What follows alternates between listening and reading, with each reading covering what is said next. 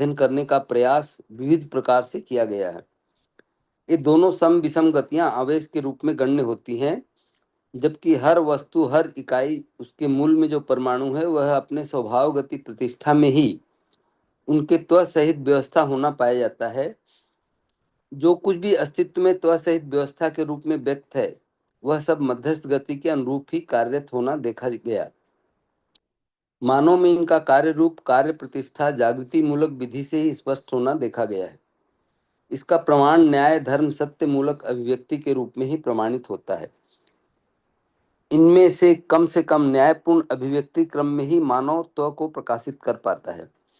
न्याय साक्षात्कार के उपरांत स्वाभाविक रूप में धर्म और सत्य में जागृत होता है, अर्थात प्रमाणित होता है। इसलिए मानवतापूर्ण मानव चेतनापूर्ण पद में संक्रमित होना अति अनिवार्य है। इसी आवश्यकता के आधार पर शिक्षा में प्रावधानित वस्तु जागृत पूर्ण रहना आवश्यक है। यही परंपरा का परिवर्तन कार्य है। शिक्षा पूर्वक ही सर्वमानव में जागृत होने का मार्ग प्रशस्त होता है। अतएव मध्यस्थ गति मानव का स्वभाव गति के रूप में मानवता को प्रमाणित करने के रूप में ही संभव होता है। फलस्वरूप समग्र व्यवस्था में भागीदारी के रूप में प्रमाणिकता और स्वायत्ता के साथ दिव्य मानव प्रतिष्ठा, शिक्षा, कार्य और प्रमाण वैभवित रहता है। यही मानव परंपरा का सर्वांग सुंदर वैभव है। इसे अनुभव मूलक विधि से ही संपन्न करना संभव है। यही दृष्टापद परंपरा का भी प्रमाण है। जी भैया। जी भैया, बहुत सुंदर बात है। आदरणीय नागराज जी ने जो अनुभव किया है और जिस तरह से उसको वर्णन किया है कि वो वस्तु और प्रक्रिया को साथ साथ ही रख रहे हैं, इसीलिए लिखा पूरा अभ्यास दर्शन है। लेकिन अभ्यास दर्शन में जो अभ्यास बताए हैं उसमें भी वस्तु पूरा ही लिखा है, और जहां जहां भी वस्तु की बात करते हैं वहां वहां पे प्रक्रिया को भी इंगित करते ही रहते हैं। तो हर पैरा में हर जगह हमको वो देखने को मिल जाता है। तो इस पैरा में भी इसी तरह की बात कर रहे हैं कि कैसे पहले न्याय की बात कर रहे हैं, और उससे ऐसा लग सकता है कि क्या पहले न्याय समझ में आएगा फिर धर्म समझ में आएगा। इसको एक बार देख लेते हैं। परंतु पूरी बात को जब देखेंगे तो ऐसा ही कह रहे हैं जो हमने बात की कि जीवन है, और जीवन नाम की जो वास्तविकता है, जो हमेशा से चिर अपेक्षित स्वयं को समझने का, कि एक एक ये जो पहेली जैसा लगता था कि मैं कौन हूँ। जितने भी दार्शनिक हुए, जितने भी महापुरुष हुए, सबने इस बात के ऊपर रोशनी डालने का प्रयास किया कि भाई मैं आत्मा, रूह या ऊर्जा ये क्या है। तो जीवन है, और इसमें बता रहे हैं कि ये सर्वेक्षण से ये पता चल जाता है कि जीवन है और उसमें कुछ क्रियाएं हैं, कल्पना है जिसको चित्रण कह रहे हैं, विचार है, इच्छाएं हैं। तो ये भी कह रहे हैं कि ये क्रियाएं होते हुए भी इनमें तृप्ति नहीं है। इसको हम स्वयं में निरीक्षण, परीक्षण और सर्वेक्षण कर सकते हैं, और इसको भी अनुमान लगा सकते हैं कि हम सब लोग जब से मध्यस्थ दर्शन का परिचय हुआ और उसका पठन, श्रवण, मनन कर रहे हैं, और उससे पहले हमारी क्या स्थिति थी, अब तो लगता है वो बड़ी दूर की बात है। मैं भी कई बार इसको देखता हूँ कि भाई उससे पहले मैं क्या सोचता था, क्या विचार चलता था। तो अगर देखेंगे जो भी परंपरा में विचार मिले होते हैं भौतिकवाद और आदर्शवाद से, और उसमें यही मिला होता है कि या तो मोक्ष का एक वो मिला होता है कि, लेकिन कि मरने के बाद आत्मा परमात्मा में विलय हो जाती है। जो सबसे प्रचलित मोक्ष की जो मान्यता है वो यही है, और उसी को परम लक्ष्य करके बताया जाता है कि जो भी अध्यात्मवाद, आदर्शवाद की तरफ उन्मुख होते हैं, उसका अभ्यास करते हैं, उसमें मूलतः यही लक्ष्य की तरह दिखाई देता है। अंतिम लक्ष्य यही है। कुछ हालांकि उसके बीच में कुछ स्वर्ग भी है, नर्क भी है, ध्यान है, रिलीफ है, वो सारे उसके हैं, लेकिन अंतिम लक्ष्य, अंतिम उपलब्धि या तो समाधि या फिर आत्मा का परमात्मा में विलय हो जाना। पर क्या मैं सोचता हूँ कि वो, क्योंकि लॉजिकली वो फिट नहीं होता था, तो उसमें तृप्ति का कोई बात नहीं बन पाता था, चित्रण भी नहीं बन पाता था, कल्पना भी नहीं बन पाते थे। उसमें यही कॉन्ट्राडिक्शन हो जाता था कि भाई जब मुझे मिलना ही है तो मैं कहाँ से आया, कैसे आया। जो बहुत ही मौलिक सा सवाल है, जो आदरणीय नागराज जी को भी हुआ कि भाई आत्मा ही परमात्मा का अंश है और वहीं से आया है, तो फिर अलग ही क्यों हुआ अगर उसमें ही मिलना है। तो ये सब पहेली की तरह अनबुझा सा रह जाता है। उसके बावजूद भी क्योंकि कोई विकल्प नहीं होता है, तो व्यवस्था होती है कि उसी को परसू किया जाए, उसी को उसमें लगा जाए। भौतिकवाद में तो इसमें बताया गया है, अगर उसमें जो लोग नहीं लगे होते हैं तो दूसरा प्रस्ताव यही है कि भाई अपना वैभव यही है कि ज्यादा से ज्यादा सुविधा संग्रह किया जाए, कोई पद को पा लिया जाए, दूसरों को ऊपर शासन कर लिया जाए, और उसमें जो निकलते हैं या तो युद्ध किया जाए। ऐसा बहुत लोगों ने कहा है, बहुत सारे फिलोसोफर में उनका नाम एक भूल गया हूँ, मैंने इसका जिक्र पहले भी किया होगा, कि कुछ लोगों ने ऐसा भी प्रस्तावना दिया है कि युद्ध जो है मानव के जीने का कुछ अर्थ देता है। It gives meaning to human life. वार को इसलिए एसेंशियल मान लिया गया है। शासन तो करना ही चाहते हैं कि भाई संघर्ष, संघर्षात्मक जो भौतिकवाद का मूल सिद्धांत यही है कि इंटरनल कॉन्फ्लिक्ट से अपना विकास होता है, और अंदर में जो अंतर विरोध जो होते हैं, अंतर द्वंद जो होता है, और बाह्य कॉन्फ्लिक्ट यानी दूसरों पर से संघर्ष करने से अपना वैभव प्रमाणित होता है। और उसी का रूप शासन है कि हम ज्यादा से ज्यादा लोगों को अपने अनुसार चला पाए। वैसे ही पॉलिटिकल पार्टीज का निर्माण होता है, या जो भी इतिहास में देखा जाए, या व्यापार कर लिया जाए जो अभी भी चल रहा है कि भाई मैं वर्ल्ड का एक लक्ष्य बहुत लोगों का ये बन जाता है कि सबसे धनी व्यक्ति बना जाए। और इस तरह से अगर देखा जाएगा तो ऐसे अभी भी मानव करते हुए दिखते ही हैं, क्योंकि अगर मानव है और वो उसकी कल्पनाशीलता उसमें है, आशा विचार इच्छा है, उसमें तृप्ति को ढूंढ ही रहा है, तो मूल में तो सुख की चाहना है, और सुख कैसे मिलेगा? तो जो अभी भी प्रस्ताव हैं भौतिकवाद और आदर्शवाद के, उसमें यही करता रहता है। परंतु इससे कह रहे हैं कि इससे जो मानव की दोनों अपेक्षा हैं, यानी कि मानव अपेक्षा और जीवन अपेक्षा, जीवन अपेक्षा सुख शांति संतोष आनंद की है, और मानव अपेक्षा समाधान समृद्धि अभय सहस्तित्व, ये दोनों अन्योन्य आश्रित हैं। जीवन अपेक्षा के साथ मानव अपेक्षा, और मानव अपेक्षा के साथ जीवन अपेक्षा जुड़ा ही हुआ है। ये कभी प्रमाणित नहीं हो पाया है।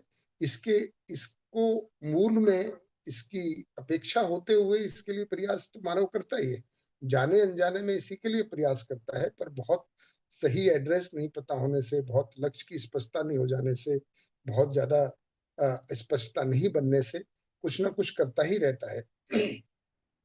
तो मानव इतिहास के जो दस्तावेज हैं उसमें ये सब रखा है, ये सब इसका गवाही है, ऐसा इसको कह रहे हैं कि अगर देखेंगे इस धरती पर, इस प्लानेट पर, जो जिसको हम पृथ्वी कहते हैं, इसके अगर इवोल्यूशन को देखते हैं और इस पे मानव के इतिहास पे नजर डालते हैं, तो कुल मिलाकर इतने में पूरी उसकी समीक्षा हो जाती है, जिसकी बात कह रहे हैं कि परंपरा की विगत की समीक्षा और वर्तमान में व्यवस्था और भविष्य के लिए जो कार्य योजना है, वो अनुभव से ही निकल कर आ पाती है। नहीं तो समीक्षा भी कैसे होगी? सही के प्रकाश में ही हम गलत को पहचान पाते हैं, उसकी समीक्षा कर पाते हैं। तो आदरणीय नागराज जी को जो अनुभव हुआ, और अनुभवात्मक अध्यात्मवाद को लिखने का यही पर्पज है, इसको कह रहे हैं कि मानव परंपरा में जो योजनाएं हैं उसका इस आशय की पुष्टि अध्ययन सामान्य योजनाओं का अवधारणा मानव परंपरा में प्रस्थापित करने के लिए प्रस्तुत हुआ है, कि जो जो अस्तित्व सहज वास्तविकताएं हैं वो अवधारणाएं मानव परंपरा में आ जाए। यही दृष्टापद की महिमा है। और अनुभव हो चुका है, अपनी ही बात कह रहे हैं कि ये तो उन्हीं की बात कह रहे हैं कि अनुभव मूलक प्रस्तुति अभी आदरणीय नागराज जी की है, हम उसको पढ़कर अनुभव की ओर अग्रसर हो रहे हैं। और लेकिन अनुभव कब होगा वो एक अलग बात है, परंतु जितना जितना इसमें आगे बढ़ रहे हैं तो एक तो तर्क रूप में ही एक स्पष्टता बन जाती है, जो कि मैं जैसे बता रहा था कि आशा विचार इच्छा या कल्पनाओं में भी तृप्ति नहीं बन पाती है। कल्पना में तृप्ति जब तक नहीं बन पाती है जब तक जो हम चित्रण कर रहे हैं, जो हम विचार कर रहे हैं वो तर्क संगत ना हो। कम से कम उसको तर्क संगत होना आवश्यक है यह कल्पनाशीलता में एक तृप्ति को पाने के लिए। और तर्क संगत के बाद ही फिर साक्षात्कार, तर्क की तृप्ति हो जाती है, तर्क तृप्ति के अनंतर ही फिर साक्षात्कार की बात आती है, तो उसके बाद ऐसा कह रहे हैं। तो लेकिन इसमें एक और बढ़िया बात कह रहे हैं कि जितनी भी विफलताएं रही हैं इतिहास में, उनका अग्रिम अनुसंधान के लिए वो आधार बनी है। और इसीलिए जो भी विचार आए, जितना भी मानव ने प्रयास किया, इसको आदरणीय नागराज जी ने इसी पुस्तक में कहीं कहा भी है कि उनकी वो सौवीं चोट रही है और सभी का यहाँ तक पहुंचने में योगदान है। और वो लेकिन टेक्निकली देखा जाए तो वही कह रहे हैं कि जितनी भी बातें हैं वो आंखों से अधिक कल्पनाशीलता हर मानव में विद्वान होती है, क्योंकि जितना वो दिखता है उसको वो समझने का प्रयास करता है। केवल देखकर तृप्त हो जाए ऐसा कोई मानव नहीं है कि भाई सूरज को देख लिया, चांद को देख लिया, पेड़ पौधों को देख लिया, नदी नाले पहाड़ों को देख लिया और तृप्त हो गया। वो उनका आशय ढूंढना चाहता है, उनका प्रयोजन को पाना चाहता है कि आखिर होने का मतलब क्या है, इतने सारे लोग हैं, हम करना क्या चाह रहे हैं। तो इस तरह से वही रूप गुण स्वभाव धर्म का मतलब है, और वो केवल गणित से समझ में नहीं आता है। और हालांकि गुणों को बताने के लिए भी गणित का प्रयोग किया गया है, जिसको हम डिजिटाइजेशन कह रहे हैं। अगर देखा जाएगा तो वो गुणों को ही गणितात्मक भाषा में बताने का प्रयास हो रहा है कि जो गणित बहुत सारा जो विज्ञान है वो गणितात्मक भाषा करने में लगा हुआ है। फॉर एग्जाम्पल सिंपल सी बात है कि अगर हमारे शरीर का एक तापमान है, अब वो तापमान है उसको तो जीवन ही पहचान पाता है कि गर्म है ठंडा है, गर्म और ठंडे। अब वो कितना गर्म और कितना ठंडा है उसको हम गणितीय भाषा में कह देते हैं, उसको हमने आधार बना लिया है। किसी को हमने जीरो माना, किसी स्थिति को, फिर वहां से हमने कहा कि भाई ये कोई गर्म चीज है तो इसका तापमान 36 डिग्री सेंटीग्रेड है या 98 फ़ारेनहाइट है, या ऐसे हमने उसको गणितीय विधियों में कर दिया है। तो चमक है, गुण है, रूप गुण स्वभाव धर्म में रूप में एक चमक गुण है, तो वो कितना कितना प्रकाश होता है, प्रकाश कितनी गति से है, गति कितनी है, कितना गर्म कितना ठंडा, कितना बड़ा कितना छोटा, वो सबको गणितीय भाषा में किया गया है। तो हमने गुणों को एक गणितीय भाषा में, लेकिन उससे स्वभाव और धर्म समझ में नहीं आता है, उससे प्रयोजन समझ में नहीं आता है। और इसी तरह से जितनी भी गणितीय भाषाओं में हमने किया गया है उससे ऐसा भ्रम तो हो सकता है कि हमको वास्तविकता समझ में आ गई है, परंतु जब तक स्वभाव और धर्म समझ में नहीं आ जाता है तब तक हमको पूरी बात समझ में नहीं आ पाती। इसी को हम कह रहे हैं कि ये पूरा जो स्वभाव धर्म समझ में आ जाना, यानी कि इस पूरा समझ में आ जाना, जब तक हम न्याय धर्म सत्य को समझ नहीं पाते और उसके अनुसार अभिव्यक्ति प्रमाणित नहीं कर पाते हैं, तब तक वो पूरा समझ और पूरा अभिव्यक्ति नहीं हो पाती है। अब कम से कम कह रहे हैं कि भाई इसको प्रमाणित करने के लिए कम से कम न्याय की बात कह रहे हैं। अब हमको एक सामान्य रूप से ये प्रश्न हो सकता है, जिज्ञासा हो सकती है कि क्या कम से कम न्यायपूर्ण अभिव्यक्ति बिना धर्म और सत्य को समझे हो सकती है। तो ऐसा नहीं कह रहे हैं। अगर पूरी बात को समझेंगे तो कह रहे हैं कि पहले जो एक परिकल्पना जो चित्रण में बनती है, तर्क पूर्वक जो पूरी वस्तु मेरे चित्र में आती है और वो तर्क पूर्वक मनन पूर्वक स्वीकार होती है, तो उसमें धर्म और सत्य और न्याय तीनों ही आते हैं। तो वो तर्कपूर्वक स्वीकार हुई। फिर उसके बाद जो साक्षात्कार होता है क्रम से, एक एक चीज का प्रयोजन, मूल्यों का साक्षात्कार जो शुरू होता है, तो वो कम से कम कह रहे हैं कि न्याय साक्षात्कार के उपरांत स्वाभाविक रूप में धर्म और सत्य में जागृत होता है, प्रमाणित होता है। तो ऐसा होता ही है। तो क्रम ऐसा ही है कि पहले जो वस्तुओं का प्रयोजन समझ में आता है उससे न्याय पूर्वक जीने की एक स्थिति बनती है, जिसको परिवार मानव के रूप में, हम स्वायत्त मानव के रूप में परिवार में जीने की बात कर रहे हैं। इतनी बात कर रहे हैं, उसके मूल में अगर कहेंगे तो अभ्यास भी वैसा ही होगा, और धीरे धीरे हम परिवार व्यवस्था समाज व्यवस्था में भागीदारी करते हैं। प्रमाण के रूप में भी जब जाते हैं अनुभव के अनंतर, तो भी हम न्याय धर्म और सत्य को प्रमाणित करते हैं जीने में। अगर न्याय को प्रमाणित कर रहे हैं तो बैकग्राउंड में धर्म और सत्य रहता ही है। तो उसी की बात कह रहे हैं, इसीलिए कह रहे हैं मानवीयतापूर्ण मानव चेतनापूर्ण पद में संक्रमित होना अति अनिवार्य है, और इसी के लिए शिक्षा की आवश्यकता है। और यही परंपरा का परिवर्तनकारी है। तो कम से कम न्याय का मतलब इतना ही कि संबंधों में मूल्यों का निर्वाह हो जाना, कम से कम न्याय की बात करें। उसके बाद फिर धर्म और व्यवस्था की बात आती है और सत्य की बात आती है। तो इस तरह की बातों को इस कह रहे हैं कि इसी आवश्यकता के आधार पर हमको शिक्षा की बात करने हैं। और मध्यस्थ गति मानव का स्वभाव गति के रूप में, इस तरह से जो मध्यस्थ गति मतलब अनुभव है, वो मानव के स्वभाव में धीरता वीरता दया कृपा करुणा के रूप में फिर प्रमाणित हो पाता है। उसी को फिर देव मानव और देव मानव की प्रतिष्ठा कार्य कह रहे हैं। और ये परंपरा का सर्वांग सुंदर वैभव है अगर हम ऐसी परंपरा बना पाते हैं, जिसको अखंड समाज सार्वभौम व्यवस्था कह रहे हैं। तो वो अनुभव मूलक विधि से ही संपन्न करना संभव है, और यही दृष्टा पद का प्रमाण रहेगा। इन्हीं बातों को बार बार हमारे ध्यान में ला रहे हैं, इसी का ध्यान आकर्षण कर रहे हैं कि एक मानव में सर्वतोमुखी समाधान, परिवार में न्यायपूर्वक हाँ, जीने बात की हो पाए, और फिर हम पूरे अखंड समाज सार्वभौम व्यवस्था इस धरती पर ला पाए। इस तरह की बात कर रहे हैं। जी भैया। जी भैया। स्वभाव गति सदा सदा त्वसहित व्यवस्था के रूप में द्रष्टव्य है। स्वभाव गति का तात्पर्य इस बात को भी इंगित करता है कि स्वभाव धर्म के अनुरूप गति, यही हरेक इकाई में अंतर सामरस्यता का भी द्योतक है। फलस्वरूप परस्परता में व्यवस्था प्रमाणित होना सहज है। मानव का स्वभाव मानवीयता और उसमें परम श्रेष्ठता के आधार पर धीरता, वीरता, उदारता, दया, कृपा, करुणा, पूर्ण कार्य, व्यवहार, विचार व अनुभव ही है। यही प्रतिष्ठा मुख्य रूप से दृष्टा पद का द्योतक है। दृष्टा पद परिपूर्ण समझदारी का ही अभिव्यक्ति, संप्रेषणा व प्रकाशन है। ऐसी समझदारी का स्वरूप जीवन ज्ञान, अस्तित्व दर्शन ज्ञान, मानवतापूर्ण आचरण ज्ञान है। यही दृष्टा पद जागृति का संपूर्ण अधिकार स्वरूप भी है। इस प्रकार संपूर्ण समझदारी का अधिकार संपन्न दृष्टा होना देखा गया है। इसी समझदारी में से जीवन ज्ञान के साथ निष्ठा, अस्तित्व दर्शन के साथ निश्चयता और मानवतापूर्ण आचरण की अभिव्यक्ति में दृढ़ता पूर्वक व्यवस्था और व्यवस्था में भागीदारी प्रमाणित होना सहज है। इस विधि से हर मानव दृष्टाकर्ता और भोक्ता होना पाया जाता है। आवर्तनशीलता जीवन सहज अक्षय शक्ति अक्षय बल का ही महिमा है।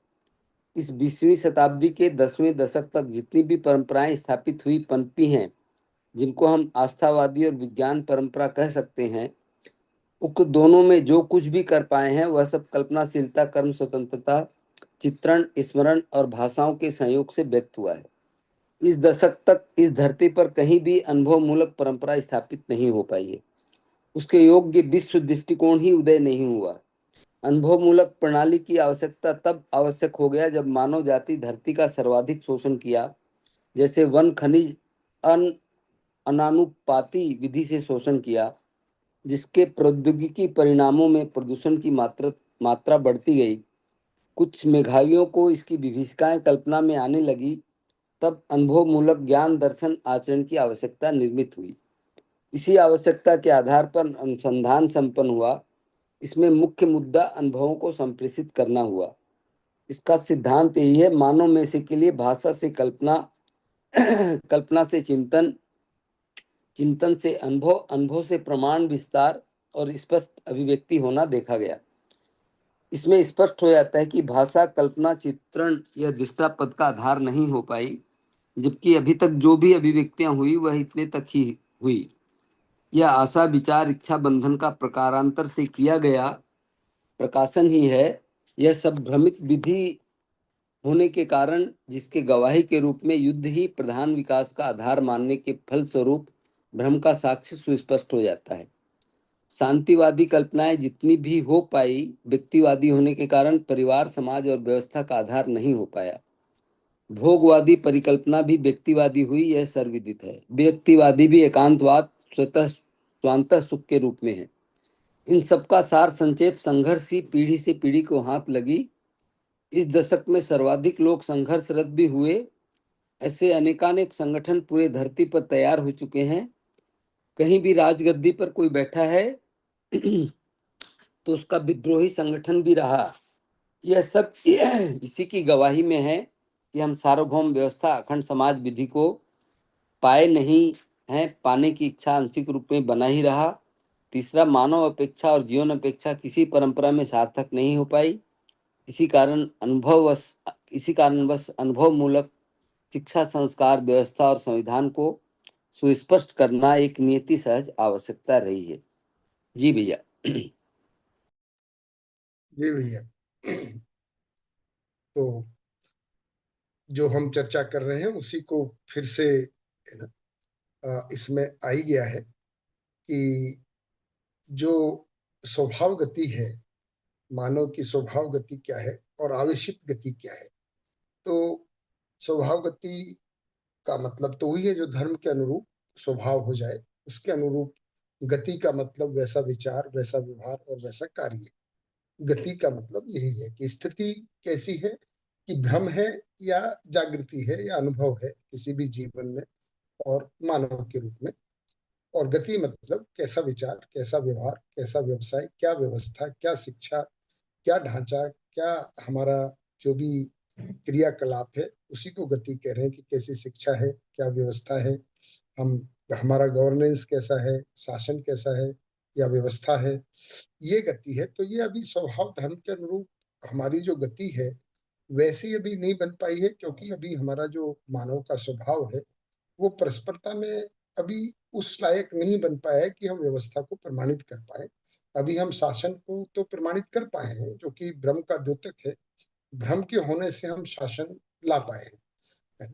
तो हमारी जो, अगर गति को देखेंगे, मानव जाति की गति को, भ्रम में ही इतना प्रोग्रेस हो गया है कि भ्रम के अंदर में ही हम अच्छे थोड़ा सा जी पा रहे हैं। अगर 2 लाख साल की यात्रा को देखेंगे तो कोई भी नियम नहीं है, कोई शासन ही नहीं है। एनार्की जिसको हम एक जंगल युग कह सकते हैं, जंगल राज, जिसकी लाठी उसकी भैंस, उसी का थोड़ा सा स्वरूप अच्छा हुआ कि हमने कुछ शासन में व्यवस्थाएं बना ली, न्याय प्रणाली बनाई, अपराध डिफाइन कर दिया, दंड डिफाइन कर दिया, पर सही आचरण क्या है ये नहीं डिफाइन कर पाए। मानव का स्वभाव क्या है, ये इसको भी करने में समय लगा है। जैसे हम इतिहास को पढ़ते हैं तो मुझे ध्यान है 4000 BC में एक राजा हुए, और इसका वर्णन शायद पहले भी मैंने इस ग्रुप में भी किया होगा। तो उनके सामने यही समस्या आया कि भाई पहले कोई भी किसी को भी मार देता था। किसी के घर में एक व्यक्ति ने किसी के एक को मारा तो दूसरे लोगों ने उनके सारे घर वालों को मार दिया। तो फिर कोई बचा तो बोला ये तो बहुत बड़ा अन्याय हो गया कि मैंने तो एक ही मारा था और उन्होंने तो मेरे घर के सारे मार दिया। तो 2 पेज में उसने पहली बार कोई संविधान बनाया कि भाई कोई एक मारेगा तो उसको केवल एक ही आदमी को मारने का अधिकार होगा। इस तरह की कुछ कुछ बातें करके धीरे धीरे धीरे धीरे यहाँ तक पहुंचे हैं, कोई किसी को भी मार देने की बजाय। तो आज हम जो पाते हैं, आज ही अगर हमको मानव जाति को जब हम देखते हैं उसका जीना इतना हमको संघर्ष में और इतना अन्यायपूर्ण लगता है, तो आज से 4000 BC 6000 BC धीरे धीरे कैसा इवॉल्व हुआ है, ये सब कह रहे हैं कि ये इतिहास जो हम जब समझते हैं तो अभी स्वभाव गति में आना हमारा शेष है। अभी मानव जाति की भी आवेशित गति ही चल रही है और उसी के आधार पर ही शासन है। क्योंकि मानव का जो स्वभाव है, जो मानवीयता का स्वभाव है, धीरता, वीरता, उदारता, दया, कृपा, करुणा, उसके अनुरूप कार्य, व्यवहार, विचार वो अभी स्थापित नहीं हो पाया है। अगर ये हो जाता है, यही दृष्टापद की बात करें, यही दृष्टापद का द्योतक यानी इंडिकेटर है कि हम आ पाए, हम स्वभाव गति में आ पाए। इसका मतलब हर मानव का स्वभाव धीरता, वीरता, उदारता या दया, कृपा करना हो गया है, यानी कि मानव देव मानव या दिव्य मानव में आ गए हैं। तो ऐसा कब होगा, इसके लिए समझदारी की आवश्यकता है। और समझदारी का जो स्वरूप है वो फिर से याद दिला रहे हैं कि भाई जीवन ज्ञान है, अस्तित्व दर्शन ज्ञान है, मानवतापूर्ण आचरण ज्ञान है। अस्तित्व दर्शन ज्ञान का मतलब है कि अस्तित्व से अस्तित्व है, व्यापक सत्ता में संप्रक्त अनंत जड़ चेतन इकाइयां हैं और उनमें विकास क्रम विकास है, जागृति क्रम जागृति है, 4 पद हैं और 4 अवस्थाएं हैं। और इस तरह से हम इसको देख पाते हैं कि ये अस्तित्व ऐसा है और वो स्थिर है, निश्चित है। ना तो व्यापक में से प्रकृति पैदा होती है, ना प्रकृति खत्म होकर विलय हो जाती है। ये दोनों से अस्तित्व है, नित्य वर्तमान है, सदा सदा से है। और इन्हीं में ही किसी धरती पर विकास क्रम विकास, जागृति क्रम जागृति घटित होता है। यह अस्तित्व दर्शन ज्ञान का पूरा एक शॉर्ट रूप है। जीवन ज्ञान क्या है कि भाई गठनशील जो परमाणु है, क्योंकि जितनी भी प्रकृति है वो गठनशील परमाणुओं से बनी हुई है और जड़ जो इकाइयां हैं वो गठनशील परमाणुओं से, अणु अणु से अणुरचित पिंड या फिर कोशिकाएं और 4 अवस्थाओं का प्रकटन है। और उन्हीं में गठनशील में से कोई परमाणु गठनपूर्ण हो जाता है, वो जीवन है। जीवन में मन, वृत्ति, चित्त, बुद्धि, आत्मा है। एक उसमें 4 परिवेश हैं, मध्य में आत्मा है। और चारों परिवेशों का जो नाम है उसमें कुछ अंश हैं और जो अंश हैं उनका सम्मिलित नाम मन, वृत्ति, चित्त, बुद्धि है। और एक जो मध्यांश है उसका आत्मा है। और हर परिवेश में जो है 2 क्रियाएं होती हैं जिनको आस्वादन चयन, तुलन, विश्लेषण, चिंतन, चित्रण और बोध, संकल्प और अनुभव, प्रमाणिकता। ये शॉर्ट में जीवन का स्वरूप है। फिर जीवन है तो उसके होने का पर्पज क्या है, और वो मानव परंपरा में आता है तो फिर उसका उसको करने का क्या है। तो उसको मानवतापूर्ण आचरण में जीना है, जो मूल्य, चरित्र और नैतिकता के रूप में परिभाषित है। और उस मूल्यों में जीना है, चरित्र के साथ जीना है, नैतिकता के साथ जीना है, पांचों स्थितियों में जीना है, परिवार स्वयं के साथ जीना है, परिवार के साथ जीना है, समाज में जीना है, राष्ट्र अंतरराष्ट्र में जीना है। यही समझना और समझ को प्रमाणित करना ही उसका प्रयोजन है। ये पूरी बात जब तक समझ में नहीं आती है तब तक दृष्टापद या जागृति का संपूर्ण अधिकार नहीं आ पाता है। इस प्रकार पूरी समझदारी को समझने के लिए ये ज्ञान, अस्तित्व दर्शन ज्ञान, जीवन ज्ञान, मानवतापूर्ण आचरण ज्ञान का होना आवश्यक है। इसी समझदारी से फिर निष्ठा होती है, और तभी हम दृष्टा, कर्ता, भोक्ता के रूप में प्रमाणित हो पाते हैं। ये जो है जीवन में, जो जीवन ज्ञान के अंतर्गत हम समझ पाते हैं कि वो अमर है, उसमें अक्षय शक्ति, अक्षय बल है। तो ये आवर्तनशीलता, जीवन सहज। तो आवर्तनशीलता का मतलब यहाँ पर दो हैं। एक तो ये जो क्रियाएं होती रहती हैं, प्रत्यावर्तन और परावर्तन, वो क्रियाएं होती रहती हैं, और फिर जो समझ हो जाती है एक पीढ़ी में, एक जीवन में, तो शिक्षा के द्वारा दूसरी पीढ़ी को, फिर वो अगली पीढ़ी को, इस तरह समझ की भी आवर्तनशीलता बनी रहती है। लेकिन ये कह रहे हैं कि अभी 20वीं शताब्दी के 10वें शतक यानी कि 1990 तक की बात कर रहे हैं। तो अभी तक जितनी भी परंपराएं हुई हैं वो आस्थावादी या भौतिकवादी या विज्ञानी रही है, इसकी हमने बात कर ली है। ये अभी 4.5 क्रिया में ही रहे। ये भाषा के रूप में ही सब स्मरण और कर्म स्वतंत्रता का स्वरूप नहीं रहा है। ये अनुभव मूलक नहीं हो पाए, क्योंकि ऐसी दृष्टि ही उदय नहीं हो पाई जो अखंड समाज सार्वभौम व्यवस्था को चित्रित कर पाए, क्योंकि उसके मूल में फिर साक्षात्कार बोध होना आवश्यक रहा है। अब इसकी आवश्यकता सर्वाधिक क्यों पड़ी, तो इसकी एक परिस्थितियां बनी। जैसे नागराज जी ने कहे कि पुरानी विफलता अगले अनुसंधान का आधार रहती है। इन दोनों परंपराओं से भी जब दो अपेक्षाएं, जो मानव सहज अपेक्षा और जीवन सत्य अपेक्षाएं, वो पूरी नहीं हो पा रही हैं, और वो तो पूरी हो ही नहीं पा रही हैं, बल्कि उसके अभाव में जो धरती का और मानव जाति का जो शोषण बहुत बढ़ गया, यानी कि मानव के रहने पर ही क्वेश्चन मार्क लग गया, तो और अनुसंधान की आवश्यकता हुई। और उसके फलन में अनुसंधान हुआ, जो अनुभव मूलक ज्ञान है, वो मध्यस्थ दर्शन के रूप में अवतरित हुआ, प्रतिपादित हुआ, जो नागराज जी के द्वारा हुआ। इसको यही कह रहे हैं कि फिर जब अनुभव मूलक हो जाता है तो अनुभव को संप्रेषित करने के लिए फिर भाषा से कल्पना, यानी कि हम जो भाषा जो हम पढ़ रहे हैं, जो अनुभव मूलक भाषा है, क्योंकि तो अनुभवों को संप्रेषित करना हुआ, तो अनुभवों से तो वो है, अब संप्रेषणा तो भाषा के द्वारा ही है। तो भाषा से हम अर्थ तक, कल्पना में अर्थ तक ले आए, अर्थ से फिर चिंतन, और चिंतन से अनुभव, और अनुभव से फिर उसकी अभिव्यक्ति, उसका प्रमाण, शिक्षा में, व्यवस्था में, उत्पादन में, न्याय में, विनिमय में, ये सब को देखा गया है। तो इससे स्पष्ट हो जाता है कि जब भाषा में भी अनुभव आ जाता है तो एक आवर्तनशीलता, यानी कि फिर दूसरे मानव में उस भाषा के द्वारा वो अनुभव तक पहुंचा जा सकता है। तो अनुभव मूलक भाषा से, चित्रण से, कल्पना से अनुभव कामी भाषा, अनुभव को पाया जा सकता है, जिसको कह रहे हैं कि नागराज जी ने अनुभव से, यानी कि वस्तु को देखा और वस्तु से अर्थ को जो चिंतन किया, उसके अनुरूप भाषा का जो श्रुति से स्मृति के आधार पर, इसी को स्मरण कह रहे हैं कि वो भाषा के आधार पर जो स्मरण बनता है, वो अगर अनुभव मूलक है, तो अनुभव के आधार पर जो भाषा है, उससे फिर हम कल्पना, चित्रण और दृष्टा पद का आधार बन पाता है, जो अभी तक 4.5 क्रिया में जो नहीं बन पाया, क्योंकि जो अभी तक अभिव्यक्तियां रही वो कोई ना कोई भ्रम से ही चालित रही, उनमें आशा, विचार और इच्छा बंधन का ही स्वरूप बना रहा। तो अनुभव मूलक विधि से अब ये हो पाया है कि अब हम शांति, सुख, संतोष, आनंद को पा सकते हैं। और जितने भी अदरवाइज, इसके अलावा जितने भी संगठन है, तो संघर्ष रह ही रहा है।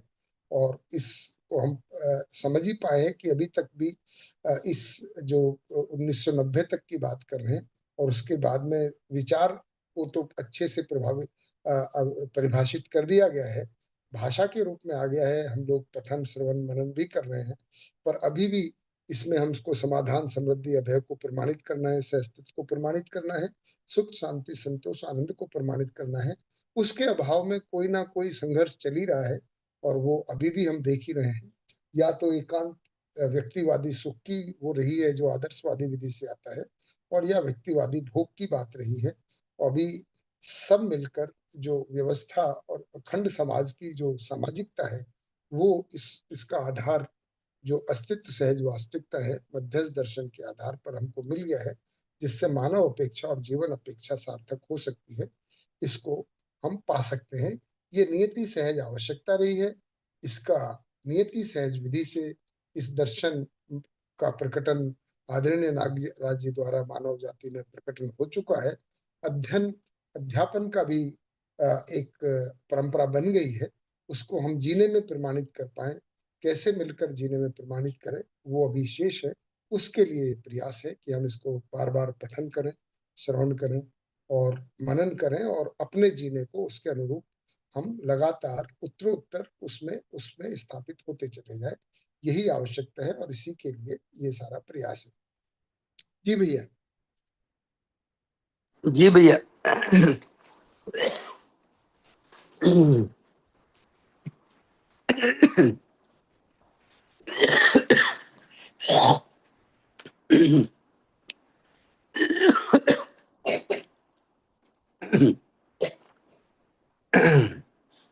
भ्रमवश शरीर ही समझने वाला वस्तु है, ऐसा कल्पना करते हुए शरीर रचना के आधार पर विकास और जागृति को केंद्रित करने का कोशिश किया, किंतु मानव का विश्लेषण न हो पाने से अभी भी इस दिशा में अनुसंधान और उसके प्रोत्साहन को जारी रखा गया है। जबकि शरीर को जीवन ही जीवंत बनाए रखते हुए समृद्धिपूर्ण मेधस संपन्न मानव शरीर के माध्यम से मानव परंपरा में जीवन ही अपनी जागृति को प्रमाणित करने के क्रम में सदा सदा प्रयास करते ही रहा। परंपराएं भ्रमित रहने के कारण मानव सहज जागृति की इच्छाएं हर शरीर यात्रा में दिशा विहीनता और मार्ग विहीन होने का कुंठा सदा बाधा करता ही रहा। इस क्रम में ही जागृति के लिए आवश्यकीय अनुसंधान और उसे परंपरा में स्थापित करना आवश्यक हो गया। जीवन का स्वरूप, कार्य और शरीर के साथ कार्य विधि, इस मुद्दे पर विश्लेषण निष्कर्ष निकालने की विधि को प्रस्तुत किया जा चुका है।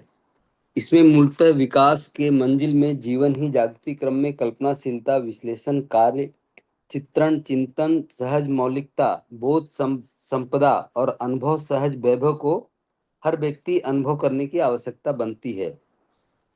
जीवन में उक्त सभी क्रियाएं कम से कम कल्पनाशीलता, उससे अधिक विश्लेषण से मानव परंपराएं व्यंजित होता देखा गया है।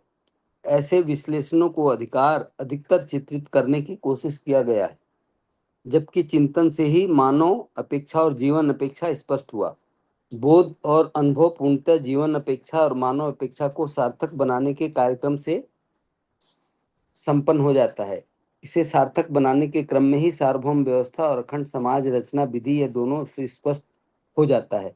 इसलिए मानव परंपरा में अनुभव मूलक कार्य परंपरा स्थापित होना सहज है, क्योंकि मानव अपेक्षा की कसौटी में ही जीवन अपेक्षा की सफलता प्रमाणित होना है। इस प्रकार अनुभव मूलक ज्ञान, विज्ञान, विवेक, विचार, विश्लेषण व्यवहार में प्रमाणित होने की पद्धति प्रणालियां परंपरा में सार्थक होना, चरितार्थ होना समीचीन है। जी भैया। जी भैया। तो ये जो मुद्दा है, जो भौतिकवादी मुद्दा है कि, और आदर्शवादी मुद्दा कि मानव क्या है ना, तो उससे पहले आदर्शवादी तरीके को बता रहे हैं, फिर भौतिकवादी को भी समीक्षित कर रहे हैं कि अगर केवल हम स्वयं को शरीर मान कर कल्पना करते हैं और अपेक्षा को पूरा करना चाहते हैं कि हम सुख शांति संतोष आनंद हो जाए, समाधान समृद्धि के साथ सभी जी पाए, तो शरीर मानकर ये बात पूरी हो नहीं पाती है। क्योंकि ऐसा करने से जो हम स्वयं को समझने जाते हैं, उसके आधार पर कोई भी कार्यक्रम बना पाते हैं, तो वो कार्यक्रम निकल नहीं पाता है, क्योंकि वो पूरी तरह से विश्लेषण ठीक से नहीं हो पाता है। और इसी कमी की वजह से ये अनुसंधान हुआ कि भाई आखिर मानव है क्या। तो उसमें यही निकल कर आता है कि जब जीवन को समझ पाते हैं तो समझ में आता है कि जीवन ही मेधस के द्वारा शरीर को चलाता है, और और जीवन ही जागृति को प्रमाणित करना चाहता है, जीवन ही इस पूरे अस्तित्व को समझना चाहता है, और समझकर पूरे जीने में प्रमाणित करना चाहता है। ये प्रयास फिर एक जो विश्लेषण है वो पूरा हो पाता है। बिना जीवन को समझे हुए, बिना जीवन को, अब अभी हम मानने की बात करेंगे, क्योंकि अभी अगर हमको साक्षात्कार अवधारणा बोध नहीं हुआ है, तो अभी हम अगर ऐसा मान ले जीवन नाम की कोई इकाई नहीं है, तो पूरा बात, जितनी भी घटनाएं हैं, जितना भी अस्तित्व में हमको ऑब्जर्वेशन में आता है, वो हमको पूरा विश्लेषित भी नहीं हो पाता है, और पूरा चित्रित भी नहीं हो पाता है। तो भ्रमित यही भ्रम का मूल कारण है, जो स्वयं को शरीर मानना, और शरीर मानकर फिर केवल भोग में जीना। और इसी बात को कह रहे हैं कि इसमें जो है दिशा विहीनता बनी रहती है, कुंठाएं बनी रहती हैं, जिसको आज देख ही रहे हैं।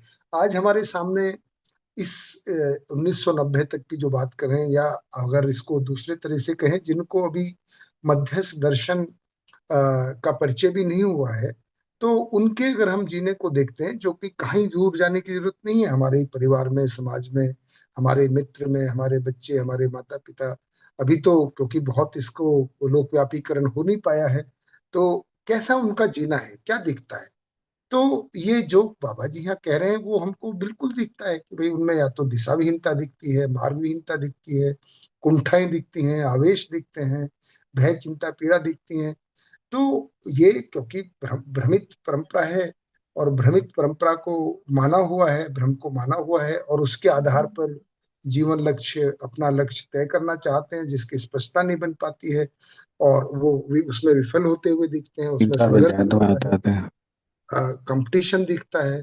तो ये बाधा जो है, क्योंकि जो जीवन अपेक्षा और मानव अपेक्षा को पूरा करने में जो कुंठा है, क्यों क्योंकि अपेक्षा तो खत्म नहीं किया जा सकता है। पार्लर क्यों जाना? संजय तो भैया बर्थडे है थोड़ा तो म्यूट कर पार्लर लेंगे। जाके बर्थडे बनाएंगे? बर्थडे घर में बनाएंगे, हमारे साथ बनाएंगे। हाँ भैया, बर्थडे जरूर मनाएं, और उस पर चर्चा भी कर लें। संजय मैं नहीं भैया, जाऊंगा बेटा बार बार खाना खाना। अच्छा आप नहीं जाएंगे तो मैं आपका म्यूट कर मैं देता हूँ। बाहर कहाँ जाओगे, घर में बना लो ना। भैया क्यों नहीं म्यूट कर पा रहा हूँ मैं? यार भैया आप देखिए, शायद होस्ट होस्ट क्या आप चीज ही हैं। भैया? बर्थडे भाई। ये संजय भैया सुन नहीं पा रहे हैं, ये उनका कोई रेस्टोरेंट है 10 माइक बता, थोड़ा म्यूट इतना कर महंगा लेंगे। रेस्टोरेंट है। संजय शर्मा। हाँ, अच्छा। वो घर में कैसे बर्थडे मनाया जाए उस पर सॉरी भैया। चर्चा कर रहे हैं, तो हाँ हाँ हो गया जी। तो हम जैसे देखेंगे तो अपने ही बच्चों को, घर वालों को देखते हैं, जिनको अभी मानव लक्ष्य, मानव जीवन की स्पष्टता नहीं है, तो जो अपेक्षाएं हैं वो तो बनी रहती हैं। ये ब्यूटीफुल बात है, ये बहुत सुंदर बात है कि मानव भ्रम में जिए, लेकिन अपेक्षाओं को खत्म नहीं कर पाता है, और केवल भ्रम के अनुसार उन अपेक्षाओं को पूरा करना चाहता है। वो ऐसा नियम नहीं। तो वो तो जागृति या समझ के अनुसार ही अस्तित्व दर्शन ज्ञान, जीवन ज्ञान, मानवतापूर्ण आचरण ज्ञान के अनुरूप ही जब विचार, व्यवहार, व्यवसाय, जीवन लक्ष्य स्पष्ट होगा, मानव लक्ष्य स्पष्ट होगा, तभी वो पूरा हो पाएंगी अपेक्षाएं। क्योंकि अपेक्षाएं तो अस्तित्व सहज है, वो है ही, उनको मिटाया नहीं जा सकता है, उनको खत्म नहीं किया जा सकता है। तो इस विधि से जब हम निष्कर्ष निकालते हैं, तो फिर हमको ये समझ में आता है कि जो जीवन की जो मौलिकता है, कि उसमें जो कल्पनाशीलता, जब हम जीवन मानकर बात करते हैं और पूरे अस्तित्व को देख पाते हैं, तो फिर तृप्ति का एक जीवन क्रियाओं में तुलन, विश्लेषण, आस्वादन, चयन, चित्रण, ये जब कह रहे हैं, तो विश्लेषण मूलतः विकास और जागृति के क्रम में जो कल्पनाशीलता है, विश्लेषण कार्य है, चित्रण, चिंतन, सहज मौलिकता, बोध, बोध संपदा, यानी कि बोध संपन्नता होगा, बोध संपन्नता और अनुभव सहज जो वैभव है, वो हर व्यक्ति की आवश्यकता रहती ही है, वो बनी ही रहती है, उसको पूरा कर पाता है। और इस प्रकार वो देखा गया है कि जब भी जो भी इन जीवन क्रियाओं को समझते हैं, अपने को थोड़ा परिचय भी होता है जीवन तो वो उनमें व्यंजित होता है। व्यंजित यानी कि अनुभव मूलक विधि से जो अभिव्यक्ति होती है, जो कि आदरणीय नागराज जी की है, तो उसको सुनकर अपने में जो इनका चित्रण बन पाता है, विश्लेषण हो पाता है, उसको व्यंजना कह रहे हैं। और ऐसा करने से ही मानव अपेक्षा और जीवन अपेक्षा बहुत स्पष्ट हो जाता है, और उससे फिर हम चिंतन और बोध पूर्वक उसको सार्थक कर पाते हैं और सार्थक कार्यक्रम बनाने में संपन्न हो पाते हैं। और इससे फिर हमको सार्वभौम व्यवस्था और अखंड समाज की स्पष्टता हो जाती है, जिससे हर मानव की जीवन अपेक्षा और मानव अपेक्षा पूरा होने का प्रावधान बन पाता है। इस बात को कह रहे हैं, इसी बात को बार बार कह रहे हैं, इसी बात को करना है। और हम इसी में फोकस हो जाएं, क्योंकि अभी हमारी कल्पनाशीलता में तो बहुत सारी बातें चलती रहती हैं, परंतु हम अगर अनुभव मूलक विधि से इसी में अगर स्थिर हो जाएं, बार बार पढ़कर बार बार सुनकर, तो फिर हम ऐसे जीने की ओर उद्यत होंगे, उसकी ओर उन्मुख होंगे। और फिर धीरे धीरे हम जब ये जीवन को चरितार्थ कर पाएंगे, तो ऐसे जीने के आधार पर हम अखंड समाज सार्वभौम व्यवस्था की ओर इस चल सकते हैं। जी भैया। भैया मेरे को लगता है पठन तो यही पूरा करना चाहिए आज। हाँ भैया, ठीक कह रहे हैं, पूरा कर लेते हैं फिर। जी हम्म। जी जी। तो अगर पठन पूरा कर लिया है तो फिर तो जो हमारी प्रक्रिया है, बाकी सब जो भाई बहन प्रस्तुत होना चाहते हैं, क्या स्पष्टता बनी और इसको पढ़कर आज उसको शेयर करना चाहें, और या कोई जिज्ञासा बनती है उसको शेयर करना चाहें तो कर सकते हैं भैया। भी तो अश्विनी भैया का हैंड रेज हुआ है पहले, तो पहले अश्विनी भैया से ही मुखातिब होते हैं। जी भैया। भैया भैया नमस्ते। इसमें बार अब हम मनन और चिंतन की बात आती है। कल भी जी मैंने वो परिवार जो है उसमें सुरेंद्र भैया से पूछा था, उनका जवाब उन्होंने यानी कि मनन और चिंतन को तो उड़ा ही दिया, और कुछ में बातें तो वो सही है, पर वो मेरा जवाब तो नहीं था। मैं आपसे भी यानी कि रिक्वेस्ट कर रहा हूँ कि आपने अभी चिंतन के बारे में बात की, तो चिंतन क्या चीज है, किस तरह हो सकता है इन द लाइट ऑफ मध्यस्थ दर्शन या बाबा जी के विचारों के मुताबिक। जी भैया। तो बहुत बढ़िया कह रहे हैं भैया। मुद्दा तो जो मुझे समझ में आया है मैं रख देता हूँ, फिर बी आर भैया और बाकी भाई बहन भी रखना चाहेंगे तो रख सकते हैं। तो मनन और चिंतन दो विधि बता रहे हैं भैया। तो पहला विधि है पढ़ना और सुनना।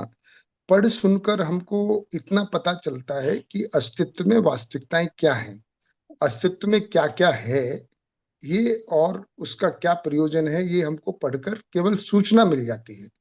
जैसे हमको पता चलता है व्यापक है तो व्यापक ऊर्जा है, ज्ञान है, व्यापक संप्रक्त प्रकृति है, उसमें श्रम गति परिणाम है, ये सब हमको सूचना मिलता है।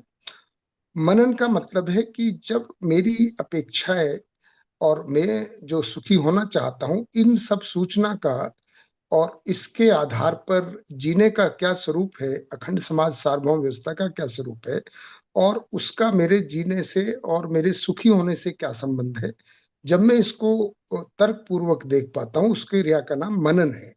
मनन का मतलब है तर्क पूर्वक वास्तविकताओं का जो अंतर संबंध है, जितनी भी वास्तविकता है उनका एक जुड़ाव है, उसको देख पाने की जो प्रक्रिया है ना, उसको भैया मनन कह रहे हैं, है ना, जो वृत्ति की क्रिया है। और उसके आधार पर जो चित्त में परिकल्पना बन जाती है न्याय धर्म सत्य की, अखंड समाज सार्वभौम व्यवस्था की, समाधान समृद्धि पूर्वक जीने की, ये यहाँ तक की प्रक्रिया, इस मनन का जो फल है ये स्थिर हो जाता है। अब हम कह रहे हैं कि जब हम ऐसा, हमको तर्क में स्वीकार हो गया, तो नेचुरली नेक्स्ट स्टेप क्या है कि हमको ऐसा जीना है, और जीकर ही, जो मध्यस्थ दर्शन का प्रस्ताव है कि न्याय धर्म सत्य के अनुसार जीकर ही न्याय धर्म सत्य का साक्षात्कार होगा और उसको अनुभव की ओर अग्रसर होंगे। तो जब हम ऐसा जी लेते हैं, और जीते हुए जब हम वास्तविकताओं को देखने का जो प्रक्रिया है, इसको अभी मैं भाषा में इतना ही बता पाऊंगा क्योंकि मेरा चिंतन पे अभी शोध चल ही रहा है। तो जो चित्त में जो प्रक्रिया होती है, तो वृत्ति में मनन हो गया, सीधे सीधे वस्तुओं को देखने की जो प्रक्रिया है, जैसे कि मैं आपके साथ व्यवहार करता हूं और पूरी तरह से न्याय धर्म सत्य मेरे चित्रण में है, और मुझे इस समय आपके साथ किस तरह का बात करना चाहिए और उसका क्या फल परिणाम होगा, उसमें जो मूल्य है उसका मैं निर्वाह कर पाऊं और उसको देख पाऊं। ये प्रक्रिया में जो देखने का, वस्तु को देखने का प्रयास है, जो मानव मानव संबंधों में और मानव प्रकृति संबंधों में सभी मूल्यों को, सभी प्रयोजनों को देखने का जो एक प्रक्रिया है, उसको चिंतन कह रहे हैं। तो जीते हुए वास्तविकताओं को देखने का जो प्रक्रिया है, उसका नाम चिंतन है।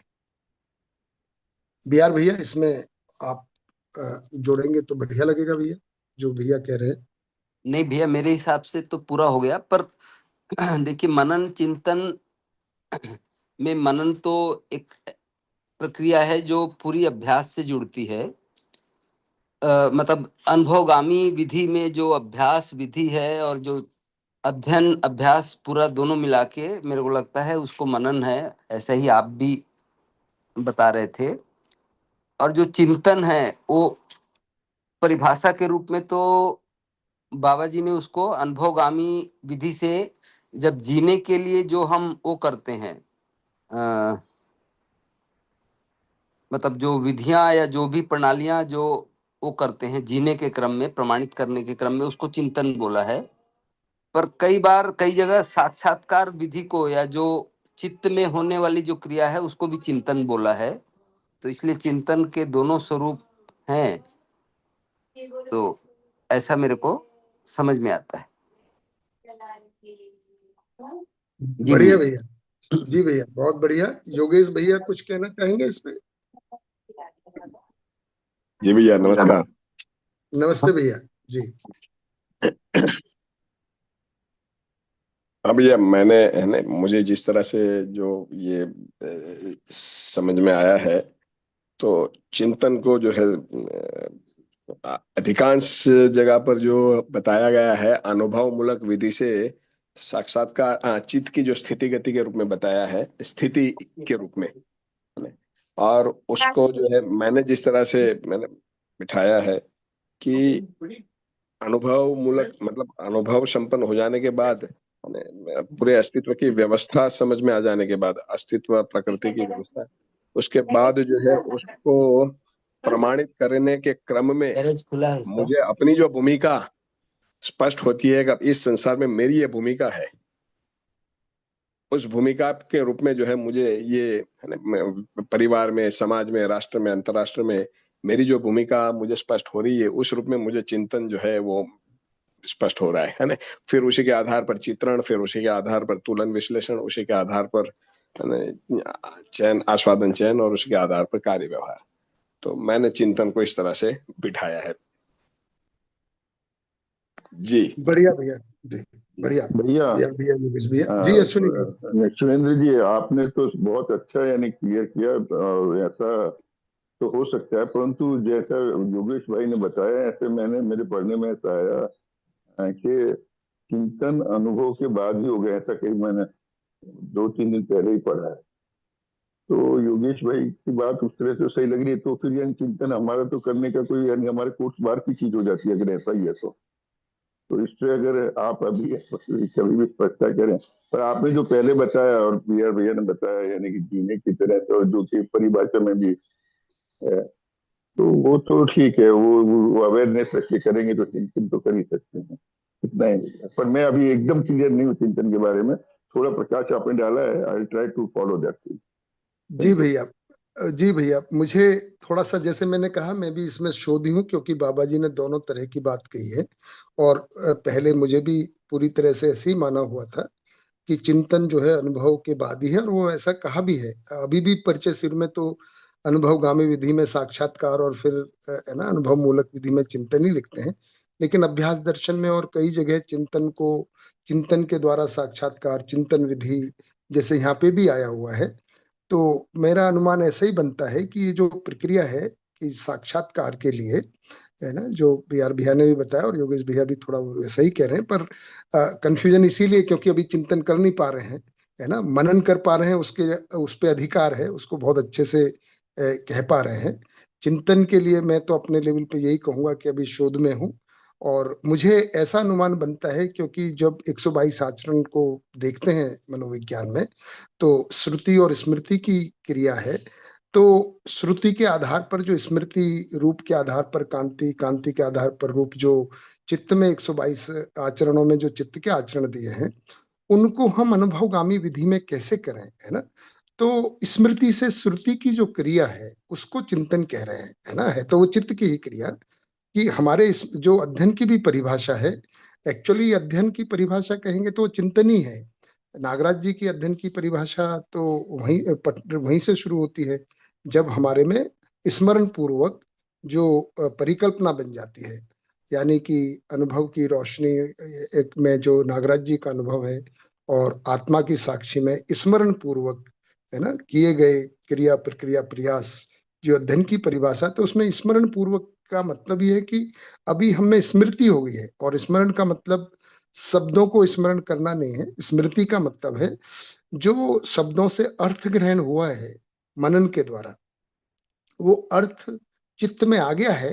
अब चित्त के आधार पर, लेकिन अभी भी उसमें रूप बनाई हुआ है, अब सीधे सीधे वस्तु को देख पाना, जिसको श्रुति कह रहे हैं, तो स्मृति से जो श्रुति की यात्रा है अनुभवगामी विधि में, ऐसा लगता है उसी को चिंतन कह रहे हैं।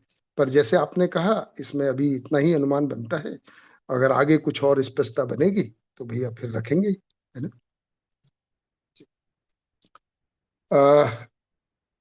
आज की जो हमने पठन किया है, इस पे और कोई भैया को अपनी बात रखनी हो? विजयबल भैया, राजा भैया, संतोष भैया, शुभा दीदी, शांति है? नहीं भैया, बढ़िया है। मैं रखता हूँ, थोड़ी देर सोच रहा हूँ। जी भैया, बहुत बढ़िया। राजकुमार भैया ने माइक ऑन किया था, और जी भैया, नमस्ते सभी को। नमस्ते भैया। भैया, ये अभी जो शरीर मूलक से हम उठ नहीं पा रहे हैं, ये बार बार ध्यान, अभी आप भी अभी बीच में जो वर्णन करते समय आप बोल ही रहे थे जी कि मतलब जो सारी जो संवेदनाएं हैं भैया शरीर में, ये मतलब पहले भी मैं ये प्रश्न रख चुका हूँ, और अ, फिर से मतलब वो रिपीटेशन जैसा ही है मान लीजिए, पर लेकिन क्लियर जी बैठ नहीं रहा है। जी तो मतलब ये भैया संवेदनाएं हो रही है शरीर में, ऐसा बार बार तो आ रहा है, लेकिन वो उसका जो संवेदनाओं से जो सुख लेने का अभ्यास हो रहा है, वो मैं ही कर रहा हूँ। जी ये मतलब उसको कैसे उसमें शिफ्टिंग आए, और मतलब वो कैसे उसका अभ्यास और गहरा होता जाए, ये ठीक से बैठ नहीं रहा है भैया। इसके लिए और क्या प्रयास करूं, थोड़ा सा और मतलब इसमें थोड़ा सा मार्गदर्शन करिए भैया। बढ़िया राजा भैया। जी, सुंदर बात मतलब है ना। है पुराना बड़ी पुराना बड़ी, ही है, पहले भी आपने बताया हाँ ही हुआ है। हाँ भैया, जी बड़ी जी व्यावहारिक तकलीफ है, क्योंकि अभी देखे जी ये हमारे जी साथ रहने ही वाला है जब तक कि जीवन का साक्षात्कार नहीं हो जाता है ना। वो जी बड़ी बात है, पर उससे पहले अगर जीवन को तर्क रूप में भी स्वीकार कर पाएंगे, जो अभी परिकल्पना की बात हो रही थी मनन के द्वारा, तो भी जी वहां पे हो जाता है। तो भैया प्रयास तो अध्ययन ही है ना, मतलब बार बार सवाल भी वही रहेगा, जवाब भी वही रहेगा, है ना। जी तो जी तो पहला तो जो बार बार स्मरण में लाने की बात है कि भाई जब भी ऐसा प्रयास करते हैं तो पठन श्रवण के द्वारा एक अभ्यास की आवश्यकता पड़ेगी, कि भाई इस ये जो है सुविधा और सुख में फर्क क्या है ना। इसको मुझे सुख के बारे में थोड़ा सा और विचार करने की और मनन करने की आवश्यकता होगी। क्या मैं सही में सुख नाम की वास्तविकता को पकड़ पाया हूं? सुख मतलब क्या? है ना भैया। जी जब तक वो शिफ्टिंग नहीं होगी तो बाय डिफॉल्ट तो संवेदना और सुविधा को मैं सुख माने रहता हूँ, क्योंकि इतने दिनों से परंपरा चली आ रही है और मैं भी उस परंपरा का ही भाग हूँ। और अभी जीने का पूरा बाजार है ना उसी से जुड़ा हुआ है। तो जी सुख की शिफ्टिंग होना एक पहला स्टेप मुझे बहुत जरूरी लगता है ना, कि संवेदना और सुविधा से अलग सुख क्या है, जी किसको सुख कह रहे हैं वस्तु के रूप में। जी। तो तो इस पे भैया थोड़ा यहाँ और पर, विचार किया हाँ, जाए। जी भैया। यहाँ पर भैया थोड़ा सा जैसे ये मतलब और अभी विचार जैसे चल रहा है, तो भैया समाधान अ, मिलता है तो सुख जैसा लगता है, ये यहाँ पर शिफ्टिंग ये ठीक है कि मतलब जब भी अ, विचारों में जब समाधान आता है वो सुख है, यहाँ से जो सुविधा से जो सुख की शिफ्टिंग है वो समाधान से सुख आएगा। हाँ भैया, वो तो प्रक्रिया हुई समाधान से। सुख जी क्या चीज है, सुख किसको कह रहे हैं, है ना, वस्तु के रूप में मैंने सुख कैसे पहचाना है। तो वो मैं थोड़ा सा रख देता हूँ, फिर इस पे जी विचार जी करेंगे जी और जी बाकी भाई भी बोल सकते हैं। जी अभी क्योंकि ये जो है ना संवेदनाओं से और वस्तुओं से, जो भौतिक रासायनिक वस्तुओं से मिलता है, जो भी फीलिंग मिलती है, आस्वादन ही कहेंगे दर्शन की भाषा में, जो रुचि जी मूलक आस्वादन है, ये जी बिल्कुल स्थूल है, एकदम दिखता है ना।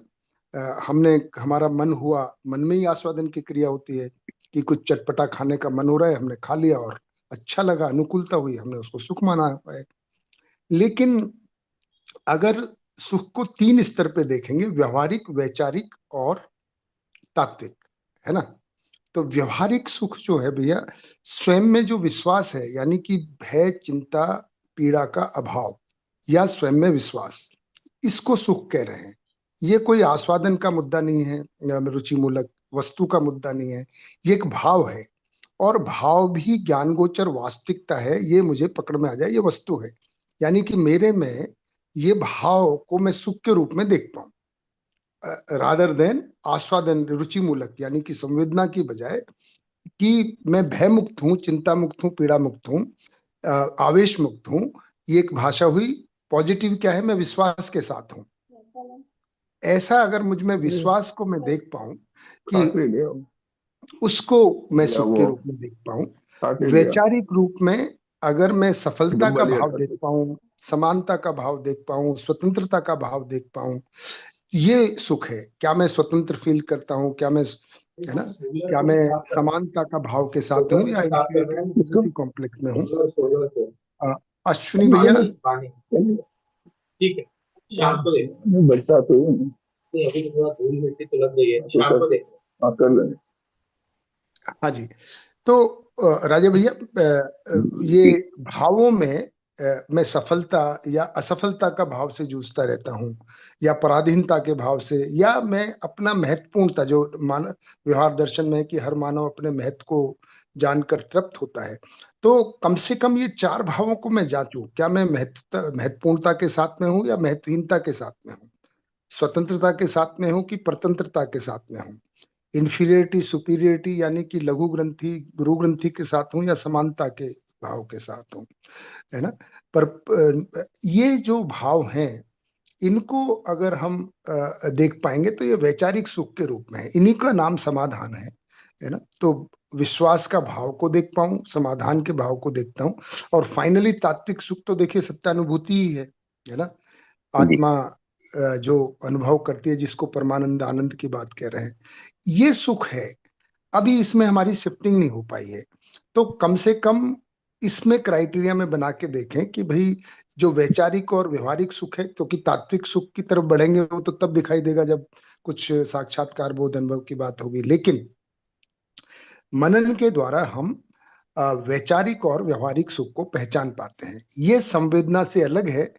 इसको इसमें स्थिर होंगे तो भैया संवेदना छूटेगी, संवेदना से, है ना, सार्थक को पकड़ते निरर्थकता छूटती है ना। संवेदनाओं को कैसे छोड़े वो नहीं छूटेगा।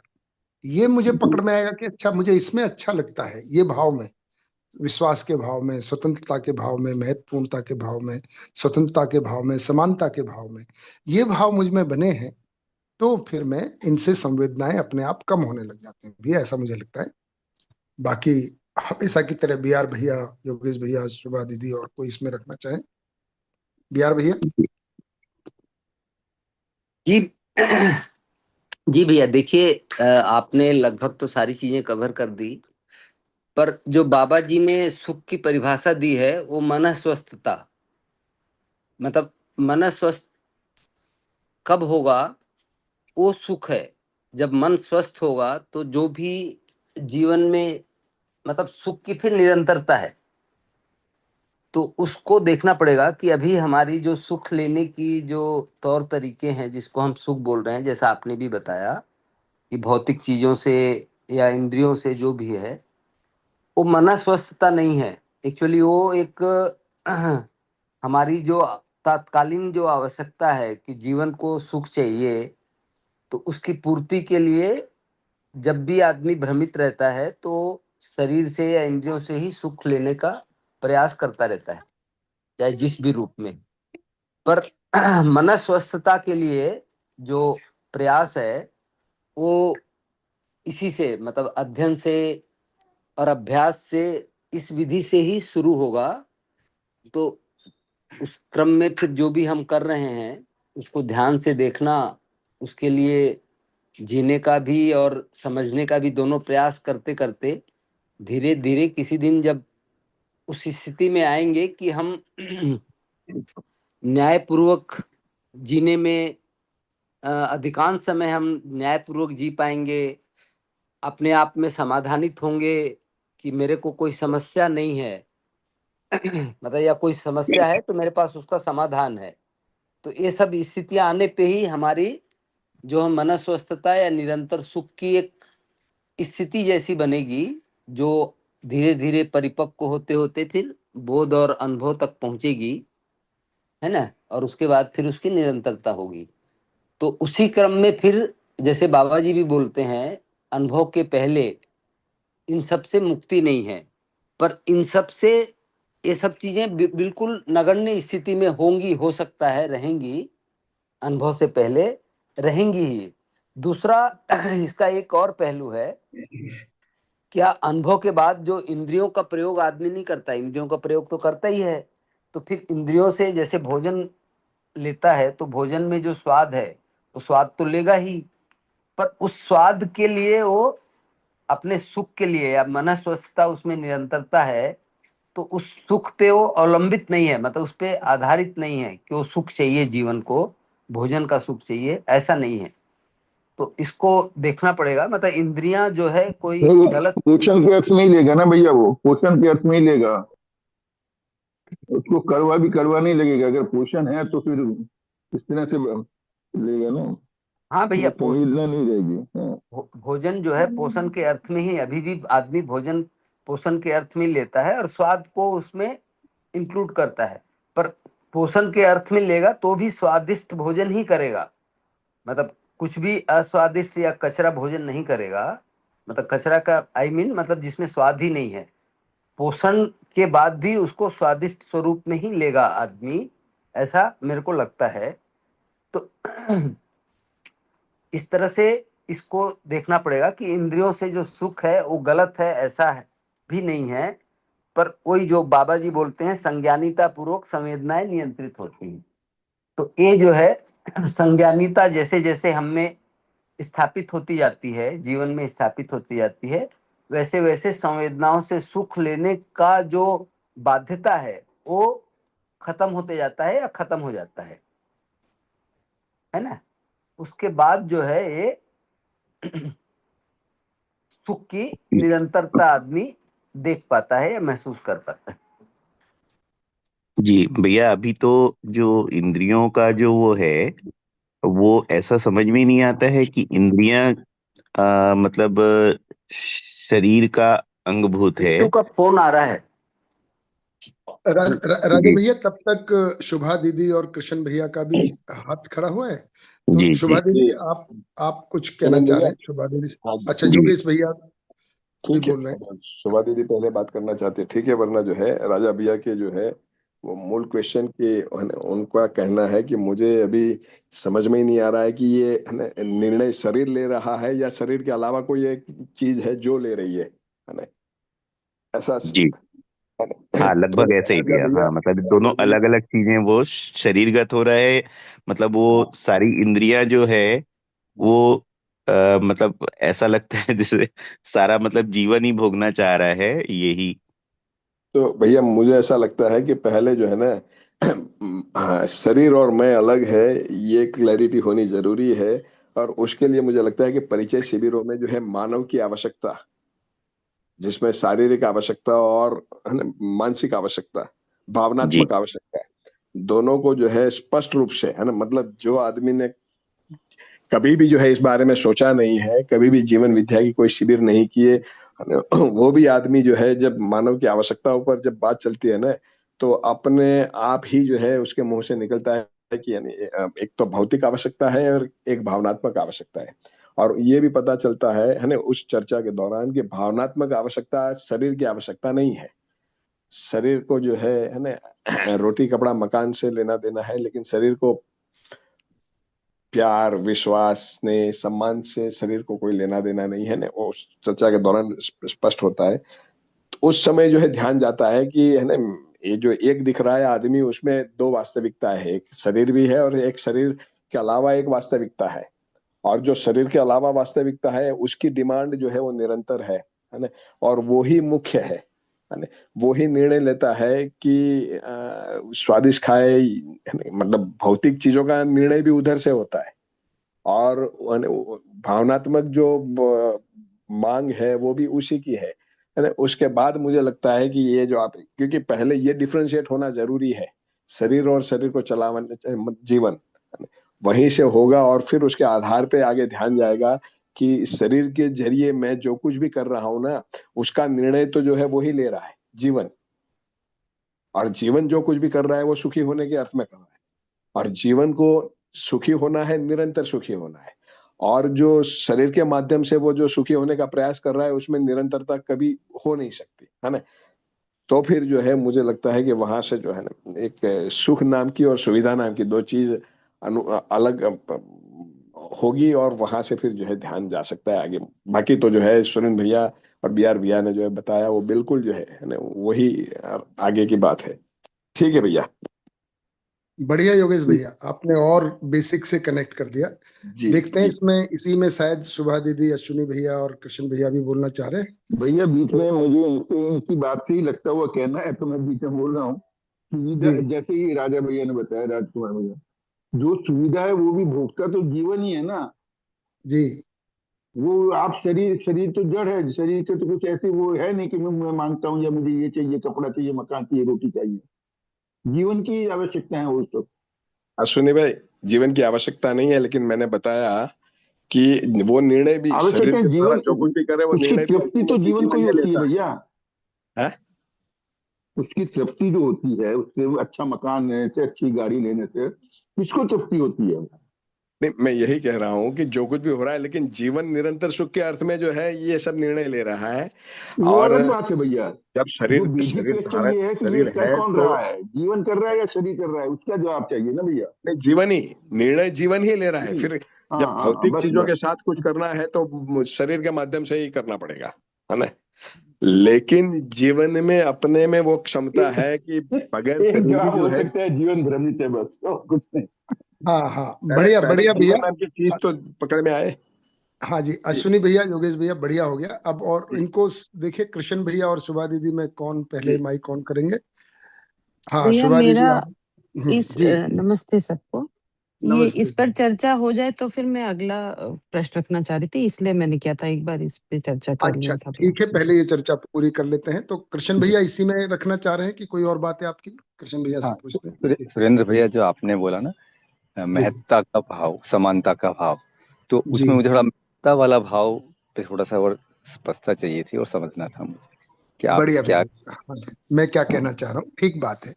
तो राजा भैया, और जो अभी योगेश भैया और अश्विनी भैया ने भी बात की, तो दर्शन के मूल में है ना, जो मूल प्रस्ताव है जिसको अस्तित्व दर्शन ज्ञान, जीवन ज्ञान और मानवतापूर्ण आचरण ज्ञान के अर्थ में देखते हैं, मैं जीवन हूं, ये बेसिक कॉन्सेप्ट है ना। और इसका योगेश भैया ने बताया कि परिचय शिविर में तो ये सारे अभ्यास के ही मुद्दे हैं। मैं और सुख अलग नहीं है, शरीर और सुविधा अलग नहीं है, और सुविधा में भी सुख जो ढूंढता है वो जीवन ही ढूंढता है ना राजा भैया। तो जी इसी अर्थ में जब सुख को समझने जाते हैं, जैसे भैया ने कहा भाई समाधान, बी आर भैया ने भी कहा, मैंने उनको और समाधान को और तोड़ा कि विचार है ना में क्यों कैसे का उत्तर और भाव, जो भैया ने भी कहा कि भाई मुझ में मूल्यों के भाव हैं, मुझ में भाव विश्वास सम्मान स्नेह कृतज्ञता गौरवता के हैं कि ईर्ष्या द्वेष है ना आवेश काम क्रोध मद मोह लोभ है, ये क्या है? ये को देखना कि जो वो है कि अगर आवेश है तो मैं दुखी हूं, और भाव है मूल्य के यानी भाव है तो मैं सुखी हूं, है ना भैया? सहस्तित्व का भाव है, संबंध का भाव है, स्नेह का भाव है, ये भाव के साथ में सुखी होता हूं। तो सुख ये है, जब सुख पे फोकस करेंगे तो है ना, उससे संवेदना से अपने आप ध्यान जो जीवन है, फिर जो संवेदनाओं का उपयोग है वो शरीर स्वस्थता के अर्थ में सदुपयोगता के अर्थ में करेगा ही। जो भैया ने भी कहा, बी आर भैया ने, अश्विनी भैया भी वही कह रहे हैं, योगेश भैया भी, कि भाई इंद्रियां तो रहेंगे ही, है ना। उसी में जो अब सुख की बात कह रहे थे, तो जो कृष्ण भैया कह रहे हैं कि भैया भाव कौन से मुझ में, जो समाधान के अर्थ में जो भाव मैं पहचान पाऊंगा कि मेरा महत्व है कि नहीं है।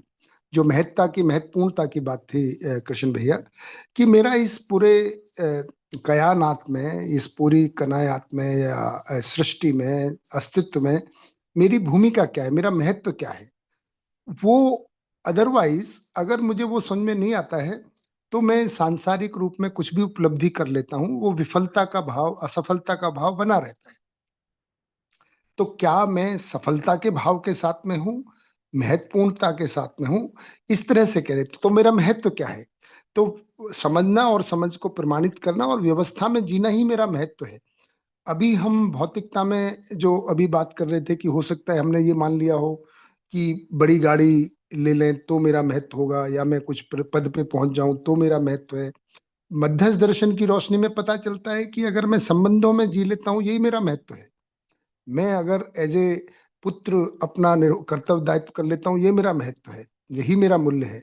अगर मैं as a father, as a parent अपने कर्तव्य दायित्व को बच्चों के प्रति कर लेता हूँ, यही मेरा मूल्य है। ये कर पाता हूं तो मेरा महत्व बहुत स्पष्ट हो जाता है। मेरा महत्व संबंधों में ही परिभाषित होता है, ना किसी पद के। ये भी पद है, अगर ऐसा कहेंगे तो अस्तित्व सहज पद है। अभी हमने जो पद माने हुए हैं उसी को अगर बड़ा माना हुआ है, उसी का अधिमूल्यन किया हुआ है, तो हमेशा विफलता असफलता का एहसास बना रहेगा। ऐसा मेरा कहने का आशय था कृष्ण भैया। जी भैया, स्पष्ट हो गया। मैं अगर इसको पकड़ पाया वन वर्ड में कहें तो इस व्यवस्था में मेरी क्या भागीदारी है, वो जी महत्व है। हाँ, जब तक व्यवस्था समझ में नहीं आती है तो भागीदारी समझ में नहीं आती है। तो जो हमने भी भ्रमवश ढांचे बनाए हुए हैं उसी में सफलता भी ढूंढते हैं, है ना। जी क्लास में पहले फर्स्ट आ जाऊं, फिर कोई एनआईटी या आईआईटी या नीट में को सफलता वो नहीं मिली तो लोग सुसाइड भी कर रहे हैं, उसको सफलता भी मान रहे हैं, या फ्रस्ट्रेशन में चले जा रहे हैं, है ना। तो अभी हमने और मानवीकृत मापदंड बनाए हुए हैं। हाँ अस्तित्व सहज जो मापदंड है वो सबके लिए सहज सुलभ है, वो सभी सफल हो सकते हैं। हाँ, और वो मिल भी जाती है तो भी विफलता ही लगती हाँ, वो मिल भी जाए तो भी विफलता है, बिल्कुल ठीक कह रहे हैं, है ना। या तो फ्रस्ट्रेशन या डिप्रेशन, वो दो ही नतीजे हैं उसमें, है ना। है। जी जी जबकि वो किसी एक को मिलेगा। अगर किसी ने मान लिया कि मुझे तो प्रधानमंत्री बन के ही सफल होना है, तो भैया लाखों में एक ही, मतलब 140 करोड़ में एक समय में तो एक ही हो पाएगा, है ना। जी जबकि अस्तित्व सहज सफलता जो संबंधों में जी के प्रमाणित होना है, वो हर मानव के लिए सहज और सुलभ है।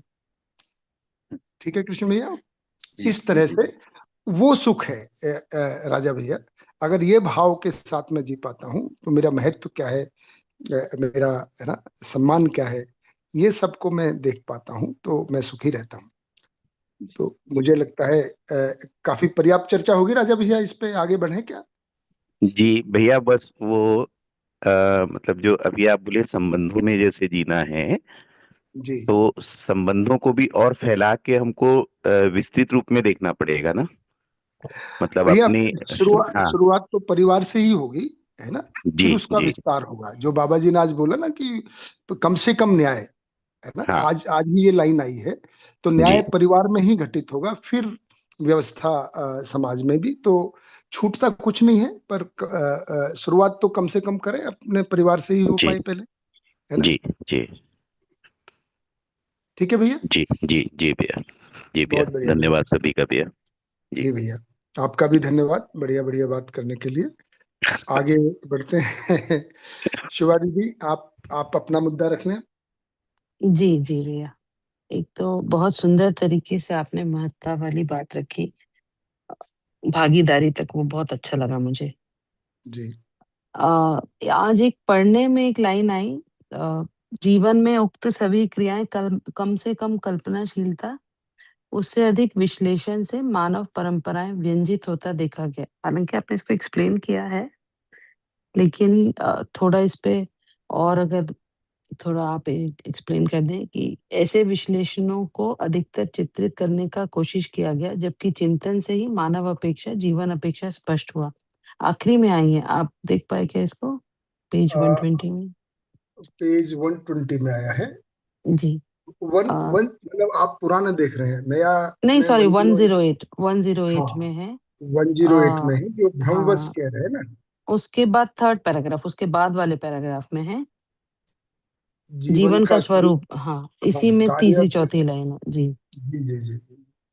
तो मैंने तो बताया ही था, मैं फिर से ही शायद रिपीट करूंगा थोड़ा सा करके, फिर बी आर भैया और बाकी भी मैं बता पढ़ पाए। दूं क्या पूरा पैराग्राफ, कि आपको मिल गया वो? हाँ, मिल तो गया है। जो जीवन का स्वरूप, कार्य, शरीर के साथ कार्य विधि और इसमें मूलतः विकास, है ना?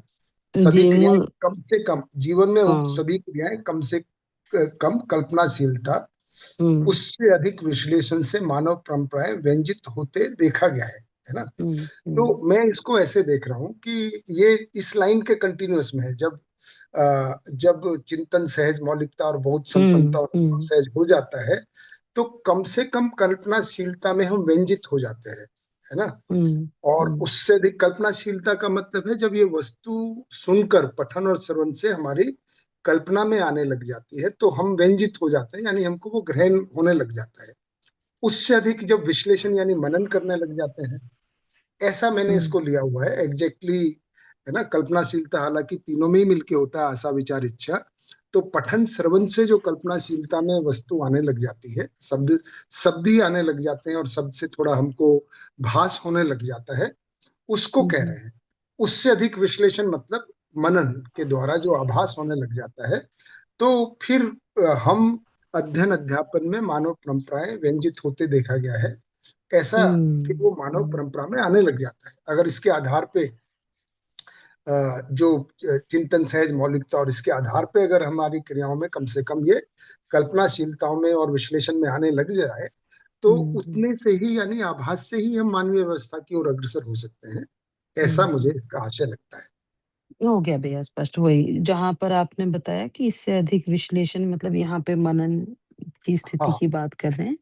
तो हाँ। जो सूचना है जो हमको मिला है, उसको हम अपने अधिकार पे जब करते हैं तो वो आभास की स्थिति है, जी और फिर तब व्यंजित होना शुरू होता है। जी, बहुत जी, सुंदर, धन्यवाद। बढ़िया, बहुत बढ़िया। बी आर भैया, इसमें कुछ और ऐड करेंगे क्या?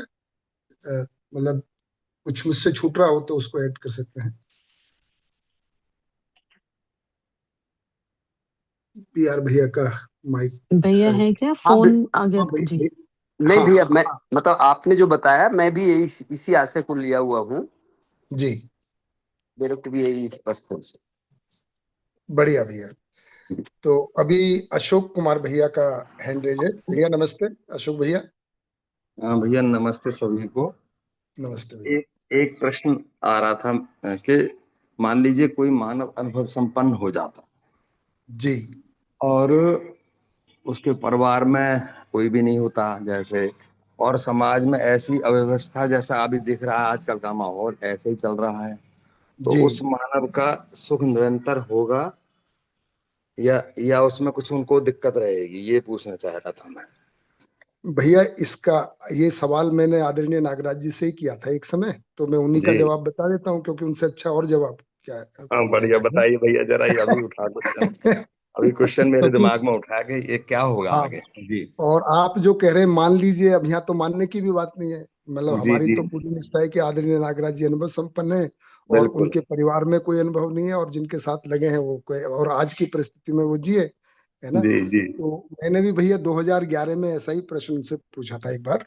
जी तो भैया। उस समय में भैया जॉब मैंने छोड़ी नहीं थी, 2011 में ही था, तो कॉर्पोरेट का रंग चढ़ा हुआ था, तो वैसी भाषा में पूछ लिया था, है ना। जी तो मैंने जी कहा बाबा जी आप फ्रस्ट्रेट तो बहुत होंगे, बहुत ज्यादा फ्रस्ट्रेट होंगे आप तो, ऐसे ही करके पूछा जी कि जी भाई जी। अनुभव हो गया, है ना। घर में कोई अध्ययन में लगता भी नहीं दिखता है उस हम्म, समय, है ना, उस समय तो कोई भी नहीं दिखता था। जी और जी जी जितने लोगों के साथ आप सर फुटबॉल कर रहे हैं, कोई अनुभव संपन्न भी नहीं दिख रहा है, 25 साल से ज्यादा हो गए आपको, है ना। जी बढ़िया अ, जी बढ़िया बढ़िया। है ना। तो देखो कोई भी नहीं, इतने सारे लोगों के साथ लगे हुए हो, 1975 से ये मिले, पुराने पीढ़ी मिले, वो गायब हो गए, जो भी मुझे जानकारी थी मैंने यही सवाल पूछ लिया कि आप तो बड़े जी फ्रस्ट्रेटेड हो गए। और ये जी 2011 की बात है, तो उनकी आयु भी लगभग 90 के आसपास हो चली थी, है ना। जी उस पर बढ़ चले थे। तो भैया उनका जवाब बहुत शानदार लगा, है ना, तो मैं वो बता देता हूँ। उन्होंने कहा देखिए, मेरा अनुभव और मेरा सुख मेरे साथ है ना। जी अनुभव के साथ जो सुख है, मैं निरंतर सुख की स्थिति में बना ही रहता हूँ, जी उसमें अच्छा फ्रस्ट्रेशन जैसी कोई बात नहीं है ना। पहली बात तो जी ये बताई उन्होंने कि मेरा सुख मेरे निरंतर मेरे साथ ही है। और जी जैसे अभी राजा भैया ने कहा ना, फिर हमको सुख को ही समझना होगा कि वो समाधान और भाव, सहस्तित्व का, संबंध का, आनंद का भाव बना ही रहता है, क्योंकि सब कुछ जानकारी है, सब कुछ जानने का जो सुख है ना अशोक भैया, ये बहुत जी बड़ा है, ये मुझे अभी भी अनुमान में आता है। उस जी समय तो सवाल ही था। तो वो जी तो एक व्यक्ति के साथ बना ही रहता है। जी दूसरा फिर उन्होंने कहा, रहा इसकी बात, तो उन्होंने ये कहा कि मैंने जितना किया है ना, जितना लोगों के साथ काम किया है, फल उससे कई गुना मिला है। तो ये मेरे लिए निरंतर उत्साह का मुद्दा बना रहता है। मतलब जो भी परिस्थिति है, लोग जो भी जितना भी उस समय स्थिति बनी हुई है उसी समाज में, परिवार में, उनका देखने का नजरिया ऐसा है कि मैंने जितना भी प्रयास किया है, फल उससे कहीं गुना मिला है। तो ये भी मेरे लिए उत्साह की बात है। तो सुख बना ही हुआ है, उत्साह कार्य व्यवहार में बना हुआ है। और तीसरी बात उन्होंने ये बताई कि रही अनुभव होने की बात, तो ये तो मुझे जितना प्रयास करना है उससे गति दिख रही है लोगों में। बाकी उनका भी कर्म होगा ही, उनका प्रयास अध्ययन होगा, तो कभी ना कभी अनुभव की ओर बढ़ेंगे ही। इतनी बात भैया मेरी उनसे हुई। तो मुझे तो वही जवाब अभी भी याद आता है। जी जी। बहुत बढ़िया भैया। मैं सोच रहा था कि इस प्रश्न को पूछो या ना पूछो, फिर चलो पूछ लिया, और जवाब भी आपने एक प्रमाणित बाबा जी का दे दिया, तो बहुत अच्छा भैया, धन्यवाद। जी भैया, धन्यवाद भैया। बिहार भैया, कोई और इस पे ऐड करना, मुझे तो जो चर्चा बाबा जी से हुई थी हाँ वो नहीं बता भैया, दिया। मतलब मेरे ख्याल से आपने ही नहीं, एक क्वेश्चन बहुत से लोगों ने बाबा जी से पूछा होगा जी किसी न किसी स्वरूप में। और ये मतलब उनके जो विभिन्न ऑडियो वीडियो हैं उनमें भी उनने साफ कहा ही है कि जो जिसको अनुभव संपन्न आदमी है वो निरंतर सुख की स्थिति में, निरंतर समाधान की स्थिति में रहता ही है। व्यवस्था प्रमाणित नहीं होती, इसलिए व्यवस्था में प्रमाणित नहीं हो पाता, मतलब सार्वभौम व्यवस्था, वो अलग बात है।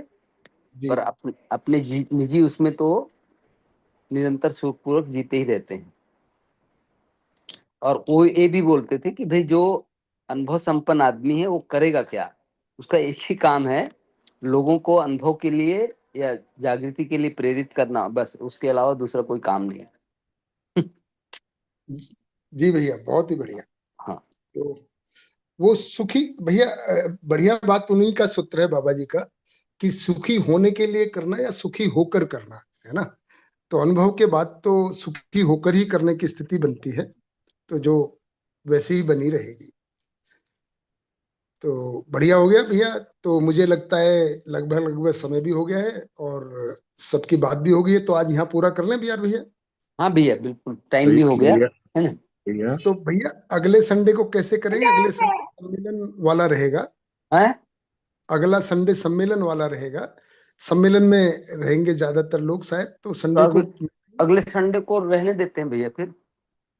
जी भैया। तो क्या है ऐसा है ना। हाँ, अगला हाँ अगला अगला संडे सम्मेलन में हाँ, भी 2 बिजी तारीख रहेंगे को ऐसा है। लगता है ज्यादातर लोग। हाँ तो अगले बिल्कुल, संडे को रहने देते हैं और उसके अगले संडे को मिलते हैं। मिलते हैं। ठीक है जी, ठीक, सभी को, सभी को नमस्कार भैया। सभी को नमस्ते। हम्म। नमस्ते, मिलते हैं। नमस्ते भैया सभी को।